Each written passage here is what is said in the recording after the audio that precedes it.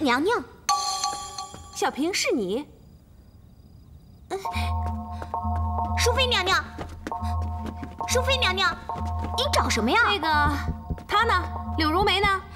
柳妃娘娘，她不在这儿，没回来呀。她不在。那你在这儿干嘛？收拾什么呢？回娘娘的话，这是王爷的命令。王爷？是，王爷特别交代的，对柳妃娘娘要敬她如她在，房里的摆饰陈设要一如往昔，寝室每天要整理，天暗了要记得点灯，起风了绫罗纱帐要先放下，夜凉了暖炉要备好。好，好，好，敬她如她在，暖炉、纱帐。娘娘，娘娘千万不可，不可！你敢拦着我？你吃了雄心豹子胆了！娘娘，他的东西碰不得，我偏要给他撕下来，看你怎么再一如往昔！哎，娘娘，娘娘，放开我！小平，快来帮忙！哎，轮得到你吗？哼！王爷，爷。风吹多了会着凉的，王爷，快进屋吧！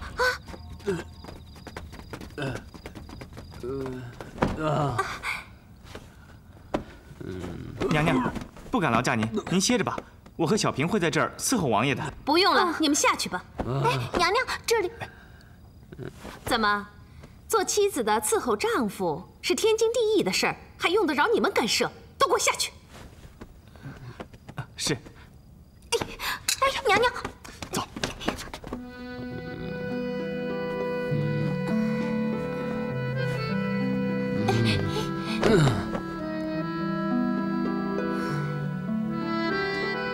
明知道他不在了，为什么还要到他这儿来呢？宁愿醉倒在他房里，也不愿清醒的多看我两眼。我们也曾经有过好时光，怎么王爷你全忘了吗？如梅，如梅，你不要走啊！如梅，你不要走，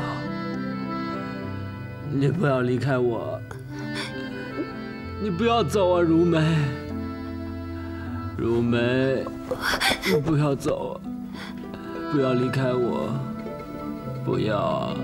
我不离开。我就在这儿，我永远都在你的身边。不要离开我！不对，他怎么一进去就不出来了呢？不行，我得去看看。哎，你脑子坏了？他是王爷，他是妃，人家是夫妻，你又不是婆婆，管的也太多了吧？那还是不行。那是柳妃娘娘的床，柳妃娘娘是我的救命恩人。那是王爷的床。那是我叠的被子。你是王爷的奴才。我什么我？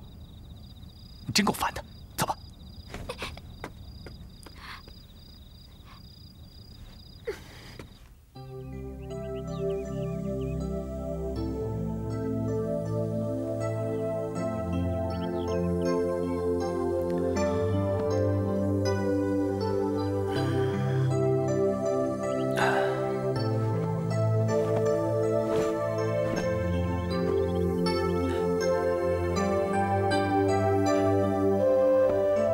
如梅，如梅，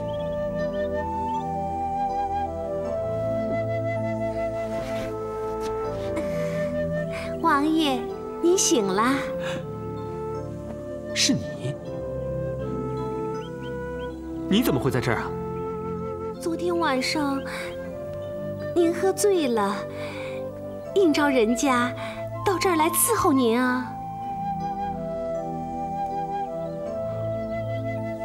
我要你到这儿来？可不是嘛，非拉着人家怎么也不放人回去。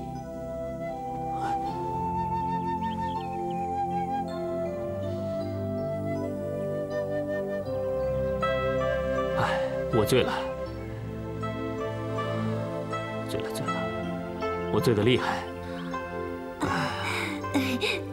王爷要起身了吗？妾身伺候您梳洗。哎，等等，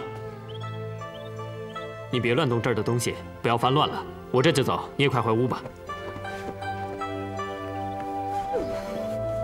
王爷，你我若是寻常百姓一般夫妻，也不会连一顿早饭都盼不到。一块吃吧。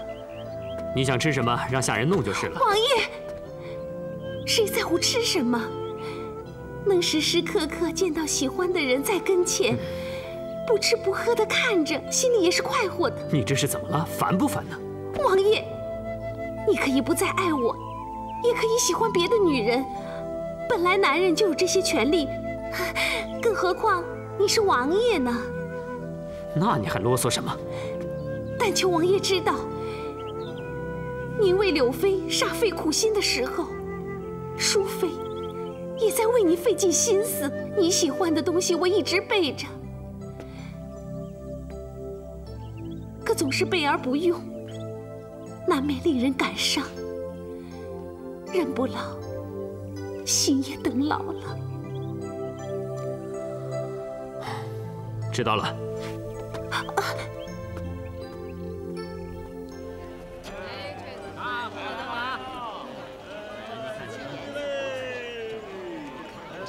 结实，按您来一个吧啊！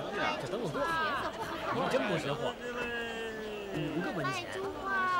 哎，大爷，你看我这瓷器，文物啊，您放心。你说，爷这是去哪儿了？去柳妃娘娘下榻的客栈呢。不，你是说，爷爱的还是柳妃娘娘喽？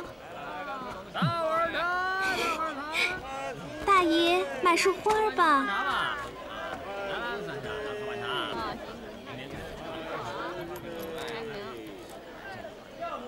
这个多少钱3文钱。好。这太贵了。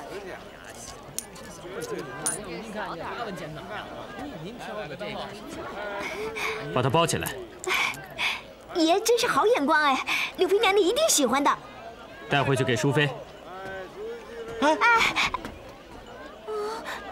给季淑妃，哎，你听见没有？听见没有？给季淑妃呀，你。哎呀，我听见了，你别抓我呀，我又不是聋子。他怎么可以买猪蛙给季淑妃呢？哎呀，这我不管了，你拿回去吧。哎，啊，已经走了。什么？走了？是啊，张捕快昨天连夜退了房，离开了。那知道去哪儿了吗？不知道。哎，你们是燕王府的人吧？是啊。他留下一封信，说是要交给燕王府的人。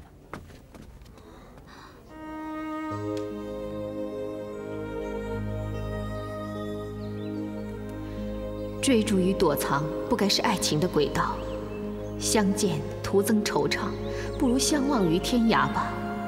也许有一天，你不再是王爷，我也不再是你的众妃之一的时候，我们可以重聚，那就只是一个男人与一个女人的爱恋了。我渴望着那样的单纯。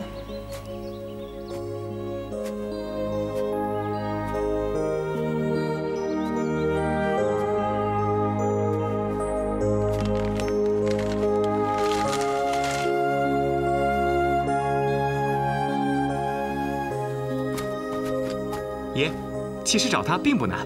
对呀，他不就是高辅明的手下吗？只要我们不找。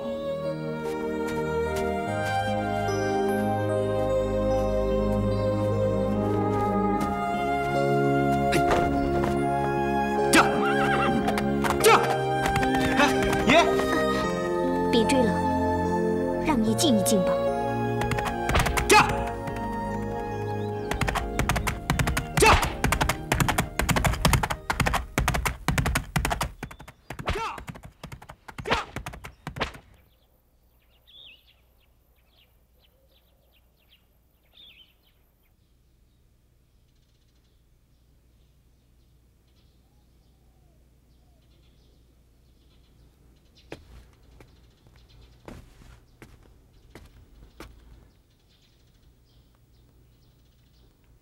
长孙殿下，长孙殿下，长孙……哎呀，皇亲家，有什么话你就说吧。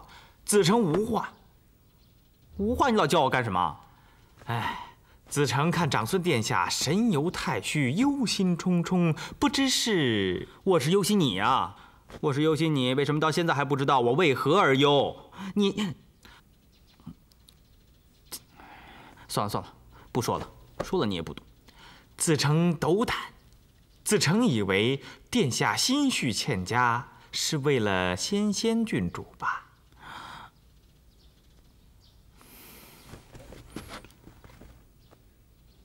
别的王孙公子身边都是解语花，怎么就是本皇孙？老是为了他弄得心烦气躁。不过就是爱情嘛。你再说一遍。不过就是为了爱情嘛。我就说你不懂嘛。哎，爱情2个字，从你嘴巴里说出来，它就不成样了。哎，所谓夏虫不可以语冰。我看啊，你还是说说四书五经，说说为君之道吧，那比较像你说的话。长孙殿下，我可不是生下来就这么老的，我也谈过恋爱的。爱情嘛，哎，古书有云：乾坤有序，阴阳有道。序不可乱，道不行发。好了，早知道你不懂了。背书谁不会啊？不就是你爱他，他不爱你吗？子承失言了。其实，这回倒让你说对了。殿下，不急，有办法的。书上有教啊，有教人谈恋爱的书啊？哎，万般学问，唯书适用。你等着，我给你拿去。哎。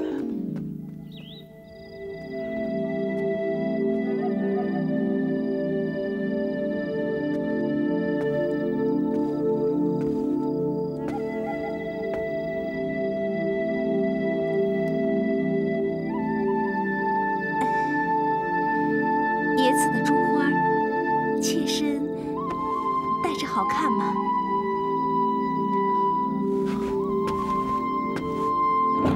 哎，爷。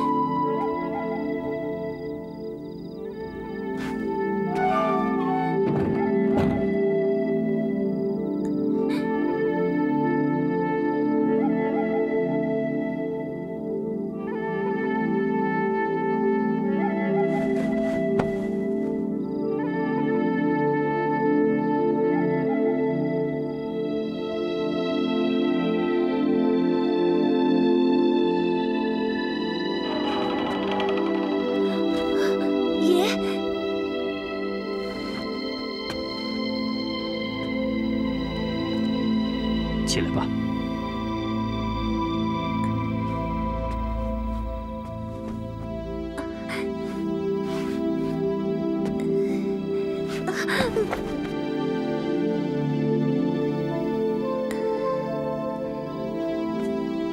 谢谢爷。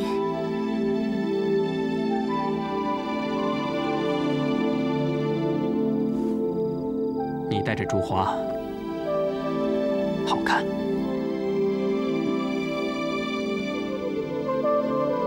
好看，只为爷一人。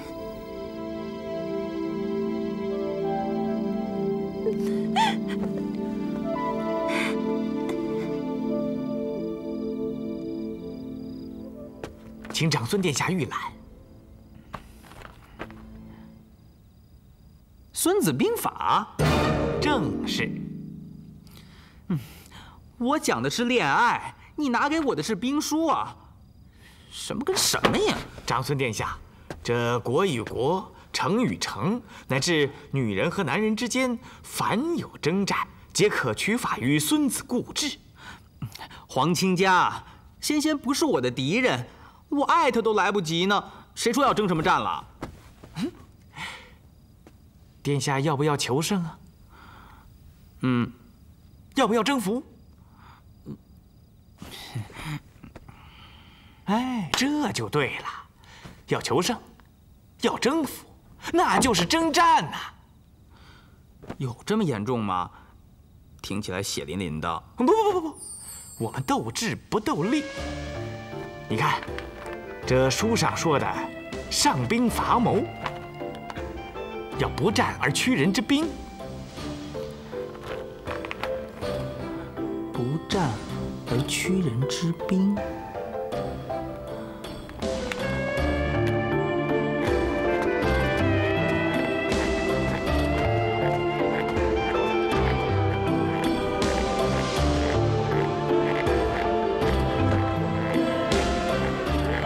所谓伐谋，就是谋略战。我们要以退为进，转守为攻，声东击西。哎呀，说重点好不好？你说这些乱七八糟的，究竟要我做什么呢？从现在开始把它晾着，3、5天也不见它。3、5天啊！本来我还说3、5个月呢。不可！那3、5天，就3、5天吧。不见他我多无聊啊！不，殿下您忙着呢。您得再找位姑娘，成为他的假想敌，刺激他。再找位姑娘。对，他越讨厌的越好，越看谁不顺眼，你就越跟那个人亲近，好让他知道殿下你也不是非他不可。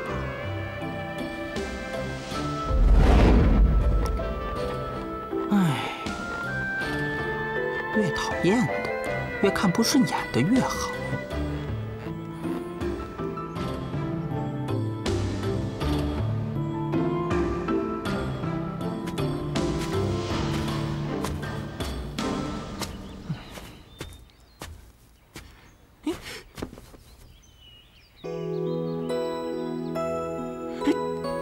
殿下找个男人来做假想敌有什么用啊？要我是先贤郡主，哼，我才不在乎呢。你要见我干嘛？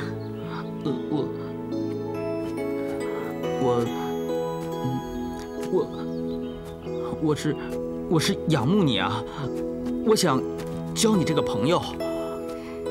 长孙殿下，你就说实话吧。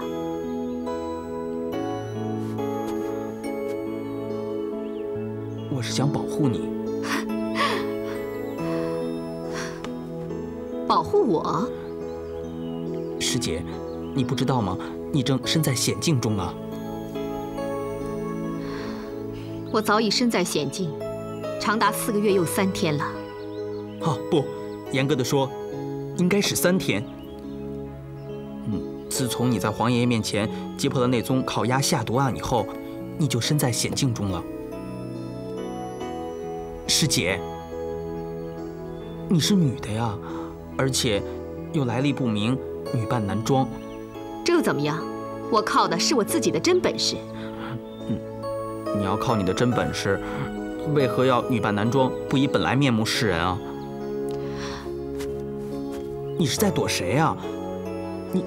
你是在怕什么？你究竟是谁？是燕王府的妃子，还是猎头取赏的侠士，或是从天而降的高人？你到底从何而来？祖籍何处？家里还有其他人吗？这都是可疑之处。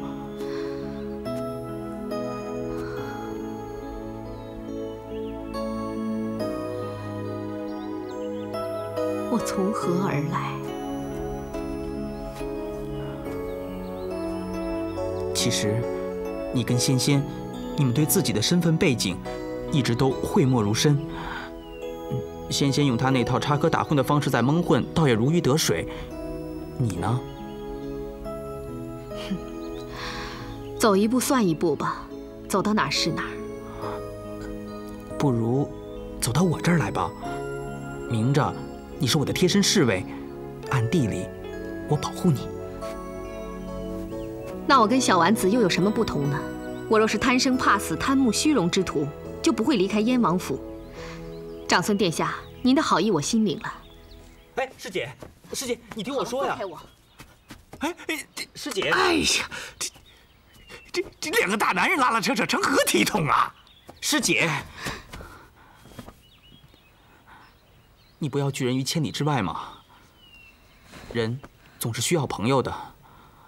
我对你也并无所图，只是单纯的出于关心你。你看，再怎么说，我也是皇长孙，有我做你的靠山的话，也不损你的清誉。就算备而不用，也好过你孤孤单单一个人漂泊无依的。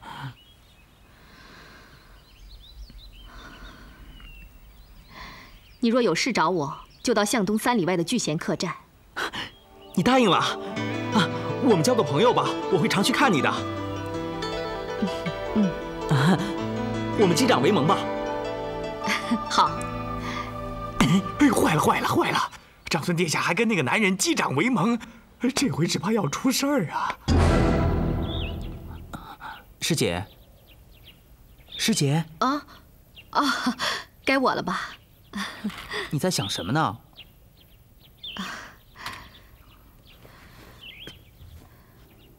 我在想一个朋友，他也老爱下围棋的。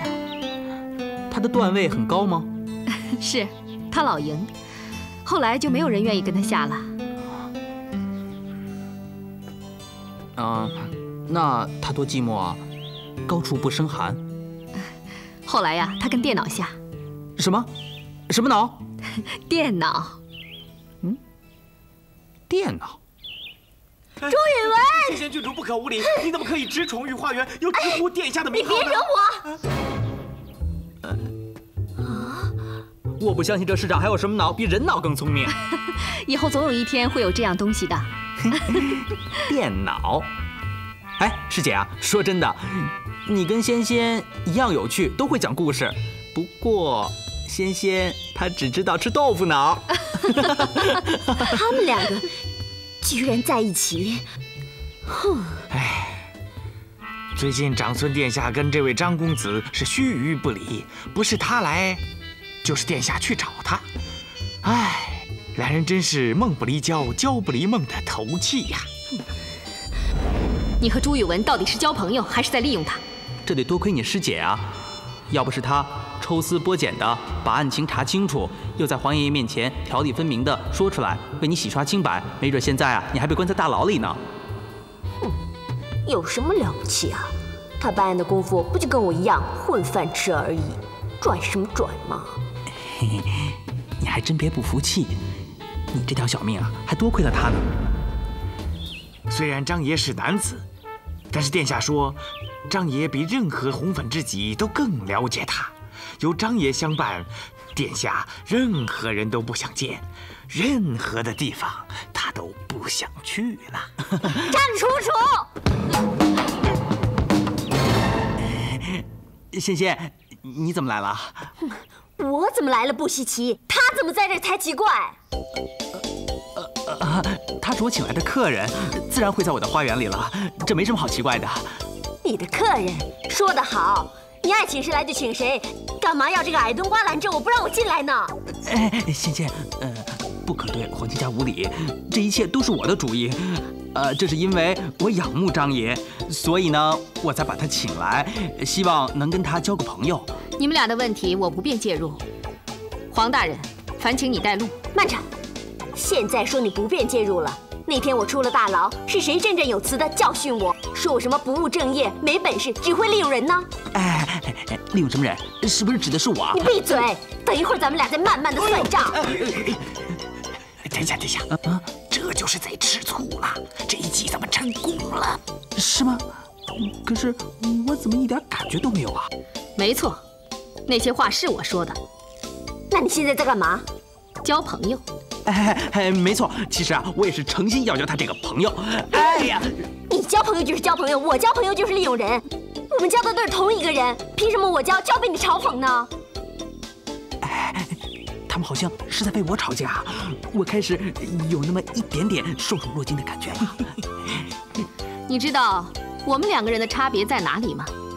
我跟他交朋友，从来没有想从他那儿获得任何财富，包括一官半职。而你呢？师姐，这你是冤枉他了。他的一切都是我心甘情愿给他的。哦，是吗？是你心甘情愿被他骗的。张楚楚，我也许骗了他的东西，但是我从来都没有欺骗过他的感情。我是诚心诚意拿他当朋友。是的，是的，是的。你自以为一无所求，可是你对他是完全诚实的吗？圣经上说的，你们当中若谁没有犯过罪，都可以用石头来丢他。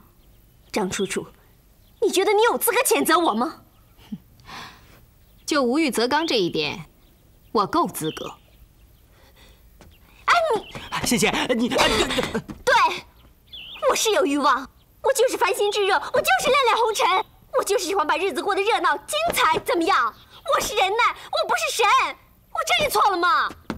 谢谢，我了解你说的话，我都了解。你并不了解，你以为你满足我，就了解我了吗？你知道我要什么吗？你知道吗？你知道吗？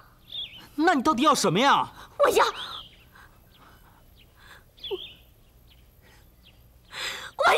家！我要回家！回家！你快点把他送回水帘洞天去吧！你走开呀！我要回家！我求求你们，带我离开这个鬼地方！我要回家！我要回家！我要回家！真没想到这一季的反应会是这么的强烈，又惹得他们两个反目，又惹得仙仙嚎啕大哭。我从来都没有见到他这么伤心过。黄亲家，我们是不是玩的太过火了？黄亲家，哎，你在想什么呢？圣经是什么经啊？合着我说了半天，你一句也没听进去啊？到底是什么经啊？我自认也算是博览群集了，怎么会有我没有听过的经书呢？圣经，尊君为圣。哎呀，到底是哪一朝皇帝写的经啊？皇亲家，殿下请吩咐。我是说，我们这一季是不是该停止了？要持续加温呐，直到把仙仙郡主刺激的对你表白，无你不可为止。哎呀，我真的不忍心再刺激他了。他今天哭的时候，我好心疼啊！殿下，对敌人慈悲就是对自己残忍。我宁愿伤害我自己，我也不想再伤害他们两个了。我现在心里充满了罪恶感。殿下，好了，别再说了。如果要这样才能够得到爱情，那真是胜之不武，太不磊落了。可这样半途而废，岂不是前功尽弃了吗？多可惜呀！哎，你今天没听到他们两个对话吗？他们两个一直都在强调利不利用这个观念。两名女子都能如此磊落，我身为堂堂皇长孙，怎么能利用他们？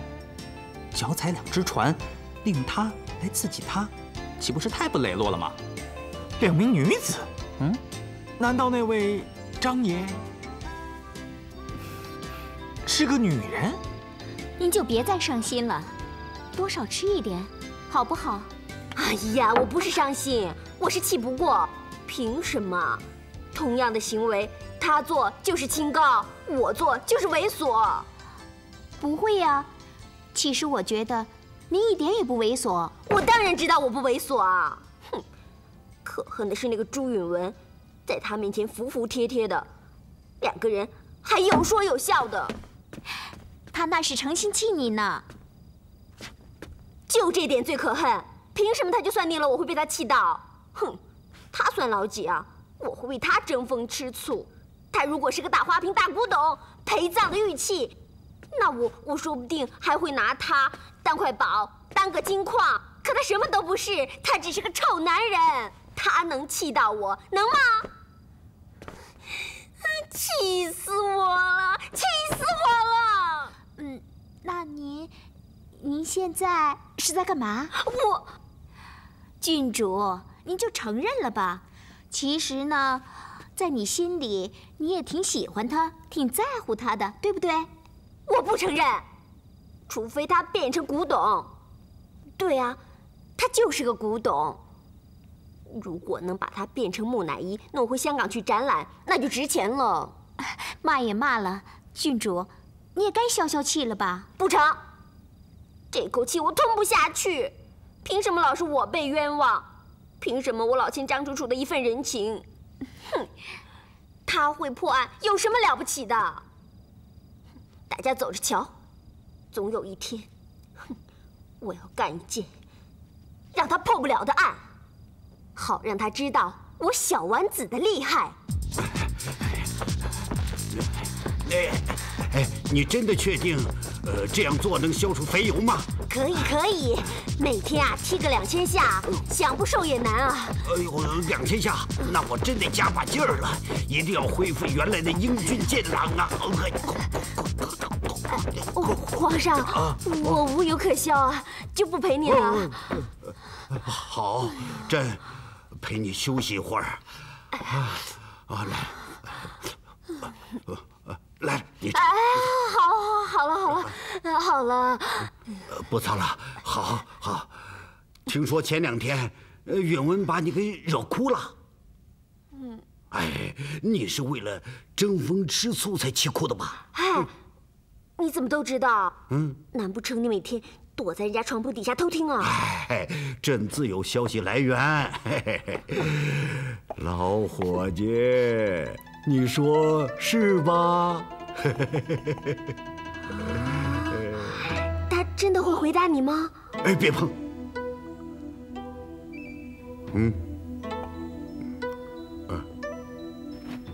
哎呀，其实我说你啊，可真傻，好端端的，你跟一个男人吃什么醋啊？你不知道，他。允文是个男的，那张五柳也是个男的，难道他们俩日后还会成亲不成？皇上，您有所不知。什么？朕有所不知？朕知道的一清二楚。您知道他是？而且朕也完全赞同。他到底知道什么呀？朕十分赞同允文广结善缘。因为允文将来是要做皇帝的，他必须接纳各方高士。草莽里头能出英雄，鸡鸣狗盗之徒也有可用之才。这些人脉将来都会是他做皇帝的助力，知道吗？那位张少侠是个人才。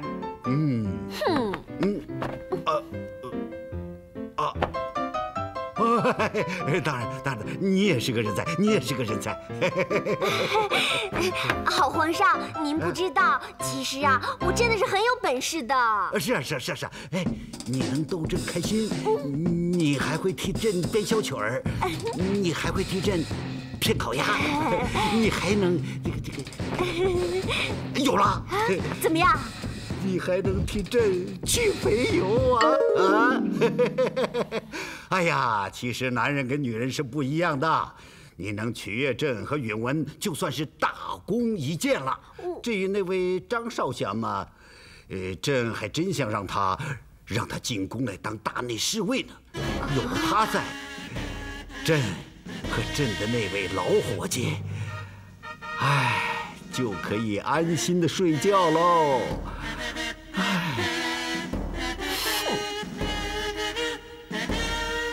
不，我不想入宫。哎呀，师姐，进宫当皇上的贴身侍卫是无上的荣耀啊！多少习武之人都向往着有这一天，你不知道？我太知道了。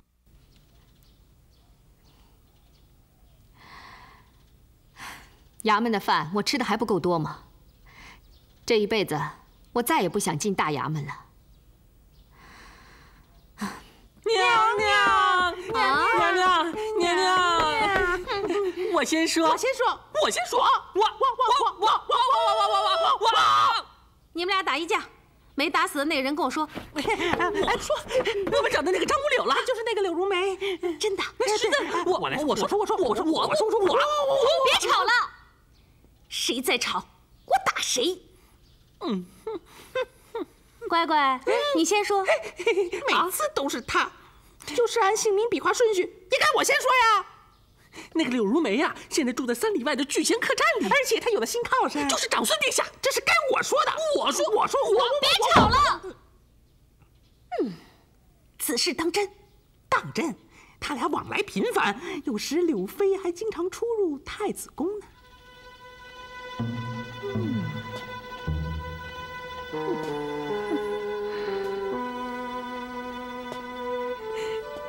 娘娘知道他在何处了？要不要我们把他做了？就凭你，娘娘，你连巧巧都杀不了，没脑子，没脑子！要是让他死了，王爷就更忘不了他了。我的意思是，让王爷对他彻底的死心绝望。你为什么会来告诉我？妾身知道爷心里一直忘不了他，与其把爷痛苦地强留在我身边，不如……你不会这么大方吧？上一次你把我支开，又闹得你房里的乖乖巧巧因为烤鸭下毒案而入狱。这一次你又……这一次绝对是真的，爷，有人亲眼看见他常住在聚贤客栈里。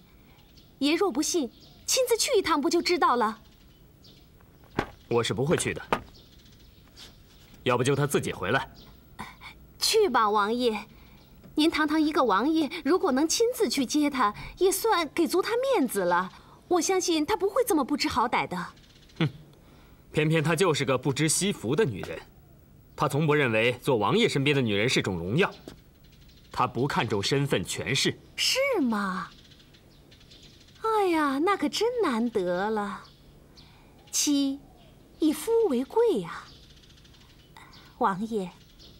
哼，连王爷的显贵他都不看重，那还真是个淡泊名利的女人啊！唉，不知道什么样的男人才能打动她的芳心呀。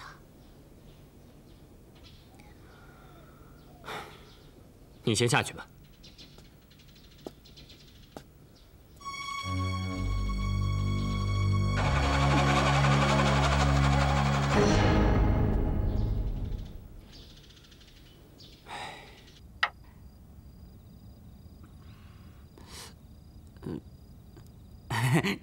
又输了，我老是输。哎，师姐啊，你这是什么脑？电脑啊，对，电脑。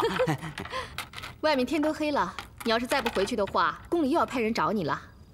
不会的，皇爷爷知道我啊常来找你，所以才派我招你入宫的。没事儿。你今天故意留在我这儿，该不会是又利用我来气小丸子吧？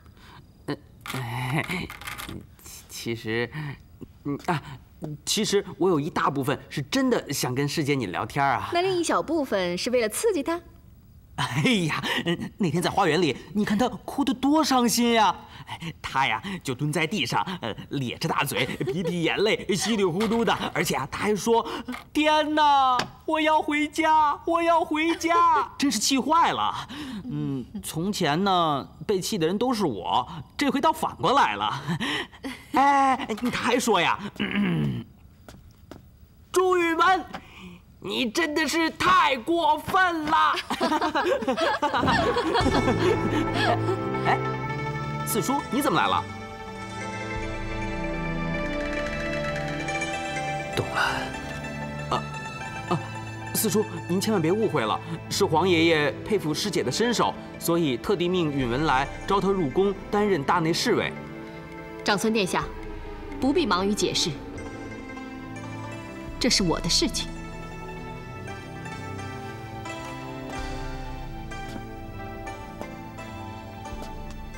张少侠当然不肯入宫。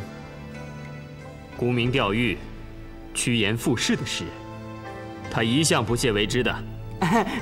四叔，你真的了解师姐啊？她真的是……明天我便入宫报道。原来你不是不想当金丝雀，只是嫌燕王府的庙太小。我的人生，我有选择要什么与不要什么的权利。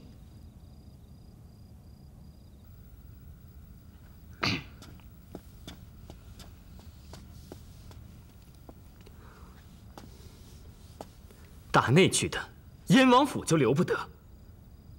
四王爷的身份你避而远之，可长孙殿下，你便可与他谈笑风生。柳如梅，你如何自圆其说？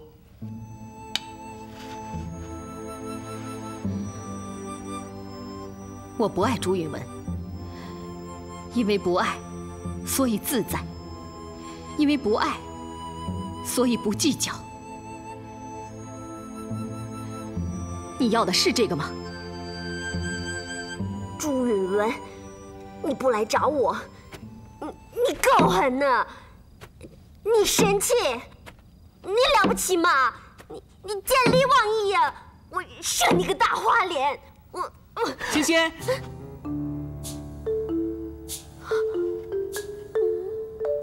仙仙，你还来找我干嘛？去找你的新朋友啊？我忙得很啊，没工夫理你。仙仙，别生气了嘛。你看我们呢，能够相爱相知，还能相守，真是一种幸福啊。你干嘛突然间这么肉麻兮兮的？讨厌！我是有感而发呀。哎，我刚从你师姐那边过。啊！你还赶场啊？你先去看他献殷勤，再到我这来搞肉麻。你走啊走啊，去忙你啊！出去出去！哎呀，别推嘛！你给我出去！居然把他摆在我之前。你听我说嘛，是皇爷爷让我招他入宫当大内侍卫的。哼！我求了他半天呢。你还求他？你不是先把我气死算了？最后他答应了没有？我就是来告诉你的嘛。我正要说，你又把我打断了。哎，我跟你说啊，简直真是太曲折离奇了。他本来是不答应的，你就简单的告诉我，他最后答应了没有？最后答应了。也就是说，他现在是宫内的大内侍卫了。是大内侍卫总管。他掌管宫中一切警卫，负责皇爷爷的安全。何时上任？明天。仙仙，哎，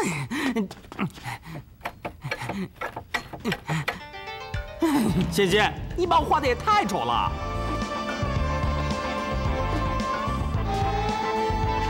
张五柳叩见吾皇万岁万岁万万岁！起来吧。谢陛下。